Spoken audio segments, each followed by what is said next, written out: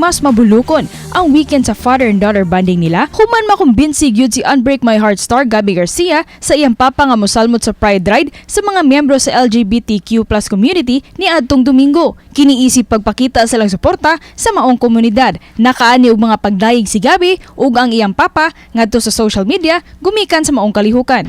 Mubirit na usab si kapuso artist Jessica Villarubin sa Sangyaw Festival sa Tacloban City unyang alas 6 sa gabi. Usa siya sa mga muhata og lingaw ingon man inspirasyon sa mga taga Tacloban pinaagi sa iyang mga awit. Busa, ayaw ninyo si Piata ang pagpaminaw siyang Golden Voice unya.